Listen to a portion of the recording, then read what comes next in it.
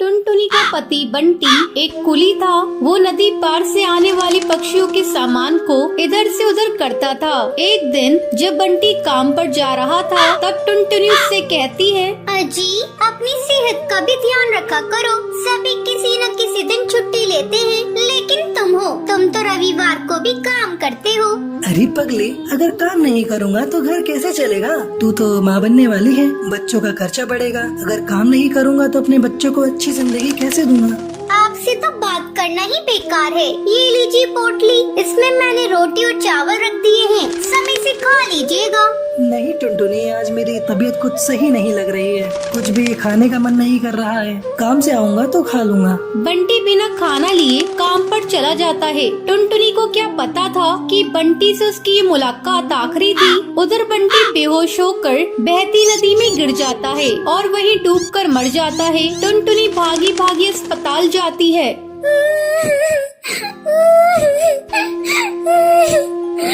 बंटी, ये क्या हो गया?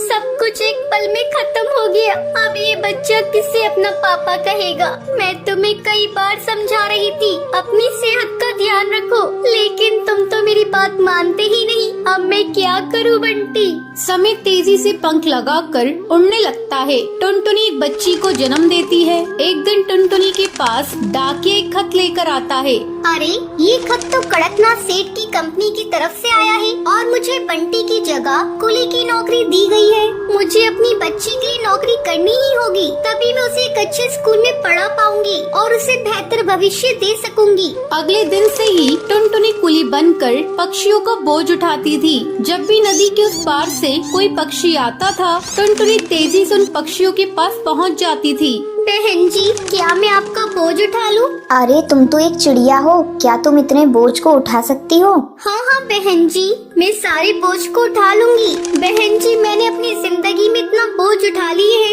ये बोझ तो उसके आगे कुछ नहीं है। क्यों, क्या हुआ? और तुम ये तुम्हारी बेटी को साथ में लेकर क्यों घूम रही हो? तुम्हारे पति कहाँ हैं? वो नहीं कमाते हैं क्या? क्या करिएगा बहन जी, मेरी दुख भरी कहानी सुनकर रोज इस नदी किनारे पे कई पक्षी आते हैं और मेरी दुख भरी कहानी सुनते हैं, लेकिन कोई मेरी मदद नहीं करता। अरे तुम मुझे तो बताओ, मैं तुम्हारी जरूर मदद करूंगी। क्या बताऊं बहन जी, मेरे पति की मौत इसी नदी में डूबकर हो गई थी। उसके बाद से मैं यहाँ कुली की नौकरी कर रही हूँ। देखो टुनटुनी, जब तुम्हारी बेटी थोड़ी बड़ी हो जाएगी तो उसको मेरे स्कूल में डाल देना। मैं उसे पढ़ा लिखा कर एक अफसर बनाऊंगी। मैं तुम्हें अपना पता दे देती हूँ। वो बुलबुल चिड़िया टुनटुनी को अपना पता दे देती है। इसी तरह कई साल गुजर जाते हैं। एक दिन जब टुनटुनी अपना घर साफ कर रही थी, तभी उसे उस बुलबुल का दिया हुआ पता मिलता है। अरे, ये पता तो वही है जो मैडम जी ने मुझे नदी किनारे पर दिया था। मैं तो बिल्कुल भूल ही गई थी। अब मैं अपनी बेटी को लेकर मैडम जी के स्कूल में जाऊंगी और उसे वहाँ पढ़ाऊंगी। टुनटुनी अपनी बेटी को लेकर उस पते पर पहुँचती है। आओ आओ टुनटुनी, बहुत दिन हो गए तुमसे मिले। मैडम जी, ये देखिए, मैं अपनी बेटी को अपने साथ लेकर आई हूँ। मैं चाहती हूँ पढ़ लिख कर एक अफसर बन जाए, इससे मेरी तरह जीवन में संघर्ष न करना पड़े। हाँ हाँ टुनटुनी, तुम निश्चिंत रहो, मैं तुम्हारी बेटी को अच्छी तालीम दूंगी। तुम्हें एक दिन इस पर गर्व होगा। टुनटुनी अपनी बेटी का एडमिशन उस मैडम जी के स्कूल में कराकर निश्चिंत हो जाती है। उसे इस बात की खुशी थी, उसकी बेटी को उसकी तरह जीवन में संघर्ष नहीं करना पड़ेगा। नंदनवन जंगल में एक नदी के पास एक भूतिया चिड़िया का साया था, जिससे सब पक्षी बहुत परेशान थे। एक दिन की बात है, सब पक्षी जंगल के सरपंच कड़कनाथ सेठ के पास जाते हैं। कड़कनाथ सेठ, हम सब पक्षी बहुत परेशान हैं। जंगल में भूतिया चिड़िया की आत्मा की वजह से कोई भी पक्षी नदी से पानी भरने नहीं जा पाता है। हाँ कड़कनाथ सेठ, टुनटुनी बहन बिल्कुल सही कह रही है। हम सब बहुत डरते हैं उनसे। जंगल के न जाने कितने पक्षियों को मारा है। ये सब सुनकर कड़कनाथ सेठ पक्षियों से बोलता है, ठीक है, तुम सब परेशान मत हो। मेरे पास एक उपाय है। क्यों ना हम सब नदी के पास एक लोहे का जाल बना दें, जिससे उस भूतिया चिड़िया की शक्तियाँ कम हो जाएंगी और वो हमें नुकसान भी नहीं पहुँचा पाएगी। इसके लिए हर रात 2 पक्षी मिलजुल कर उस जाल को बनाएंगे। सब पक्षी इस फैसले से बहुत खुश होते हैं। अब रात को मीनू चिड़िया और सुंदरी कौवी जाल बनाने के लिए नदी के पास जाती है। तभी ये सब टूनी चिड़िया की आत्मा देख लेती है। अच्छा बेटा जी, ये सब मुझे रोकने के लिए इतनी मेहनत कर रही है, लेकिन ये नहीं जानती, मैं इनकी अम्मा हूँ। अब बताती हूँ चिड़िया को कैसे मुझसे बच पाती है।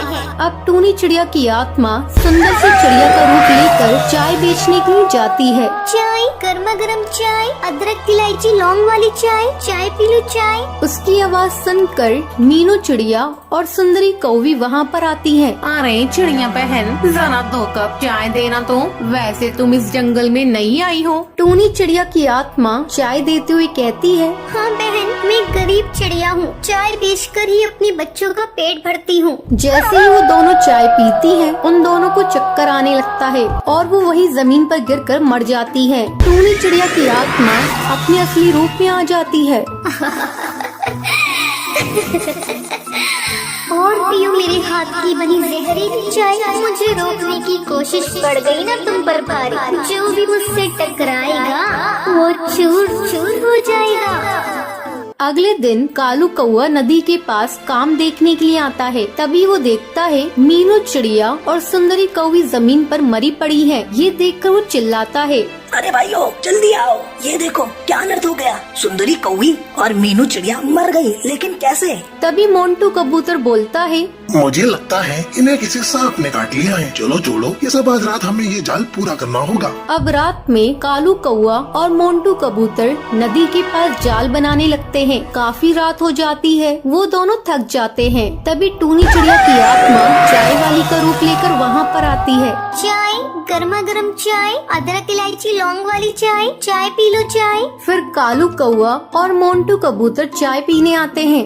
अरे चिड़िया बहन, जरा 2 कप चाय देना, आज हम बहुत थक गए हैं और पहले तुम्हें कभी यहाँ देखा नहीं। हाँ साहब, वो मैं पास वाले जंगल में रहती हूँ। मैं गरीब चिड़िया ऐसे ही अलग अलग जंगल में जाकर चाय बेचकर अपना गुजारा करती हूँ। ये सब छोड़िए, ये लीजिए आपकी गर्मा गर्म चाय। जैसे ही कालू कौआ और मोंटू कबूतर चाय पीते हैं, उन्हें भी चक्कर आने लगता है। ए चिड़िया, तूने इसमें क्या मिलाया था? टूनी चिड़िया की आत्मा अपने असली रूप में आ जाती है। मैं चिड़िया नहीं, चिड़िया की आत्मा हूँ। तुम उस जाल से मेरी शक्तियों को कम करना चाहते हो? भूल जाओ। अगर किसी ने भी मुझे जरा सी भी तकलीफ पहुँचाने की कोशिश की तो मैं उसे जान से मार दूंगी, जैसे मैं अब तक सब पक्षियों को मारती आई हूँ।